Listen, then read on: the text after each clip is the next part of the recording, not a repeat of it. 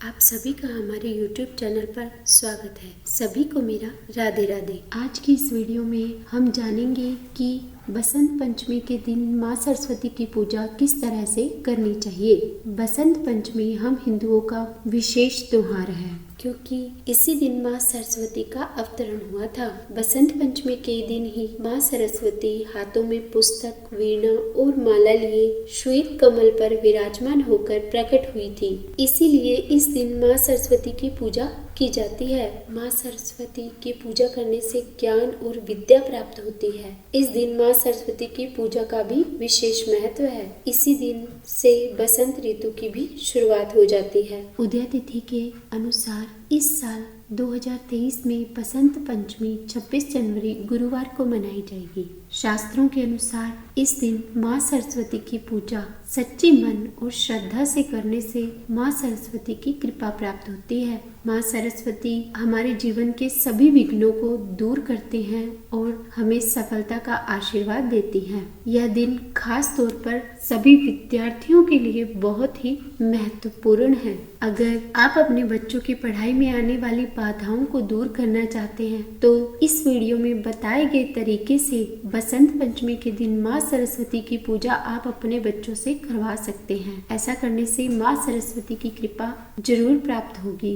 तो पूजा विधि शुरू करने से पहले आप सबसे मेरा विनम्र निवेदन है कि कमेंट बॉक्स में जय माँ सरस्वती जरूर लिखें। और अगर आपने मेरा यह चैनल सब्सक्राइब नहीं किया है तो सब्सक्राइब करें, ताकि आगे आपको ऐसी ही जानकारी भरी वीडियोस समय समय पर मिलती रहे। तो आइए अब जानते हैं पूजा विधि के बारे में। बसंत पंचमी के दिन सुबह सुबह नित्य कर्मों से निवृत्त होकर स्नान करके सफेद, पीले या फिर नारंगी रंग के कपड़े पहनने चाहिए और फिर पूजा की तैयारी करनी चाहिए। पंचमी के दिन भूलकर भी काले या भूरे रंग का वस्त्र पहनकर पूजा नहीं करनी चाहिए। इस दिन नीम और हल्दी के उपटन से नहाना शुभ माना जाता है। इस दिन अपने घर के हर कोने की और मंदिर की साफ सफाई का ध्यान रखना चाहिए, क्योंकि जिस घर में शुद्धता होती है उस घर में सभी शक्तियों का वास होता है।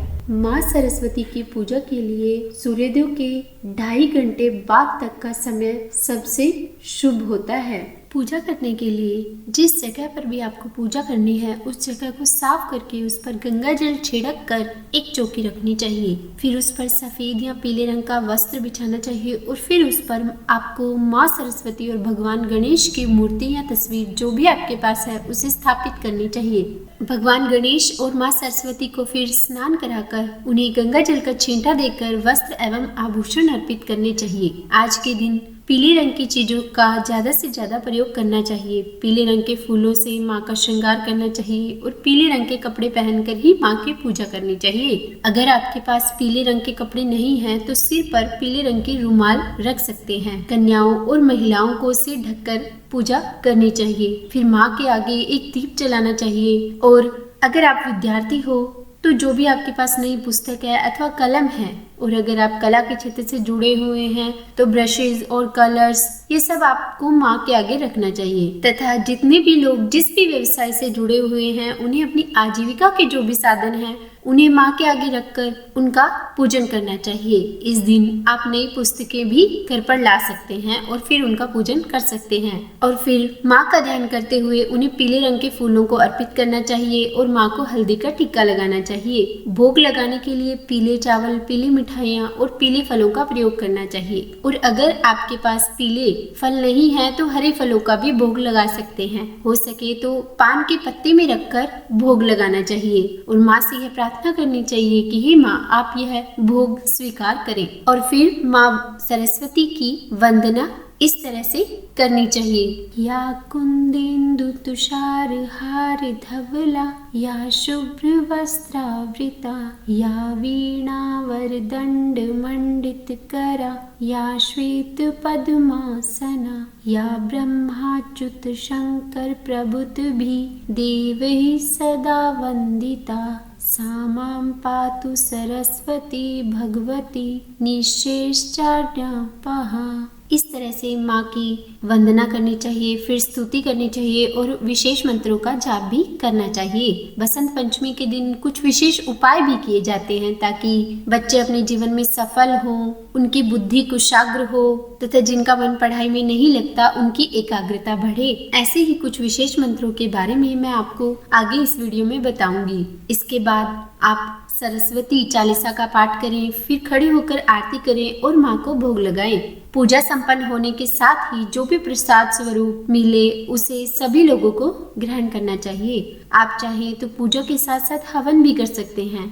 हवन करने से हमारे सभी देवी देवताओं तथा हमारे पितरों को प्रसन्नता होती है और उनका आशीर्वाद हमें प्राप्त होता है। वैसे स्कूल और कॉलेज में भी इस दिन खास तौर पर हवन किए जाते हैं, जिसमें विद्यार्थियों को 11 या 21 बार आहुति जरूर देनी चाहिए। माँ सरस्वती का पुराणोक्त मंत्र है, या देवी सर्वभूतेषु विद्या रूपेण संस्थिता नमस्तस्यै नमस्तस्यै नमस्तस्यै नमो नमः। इस मंत्र का यथासंभव हर दिन जाप करने से शिक्षा के क्षेत्र में सफलता जरूर प्राप्त होती है। माँ सरस्वती का ध्यान मंत्र है, ओम सरस्वती मया दृष्ट्वा वीणा पुस्तक धारिणीम हंस वाहिनी समायुक्ता माँ विद्यादान करो तुम्हें। तथा माँ सरस्वती का विद्या मंत्र है, सरस्वती नमस्तुभ्यं वरदे काम रूपिणी विद्यारंभम करिष्यामि सिद्धिर्भवतु मे सदा।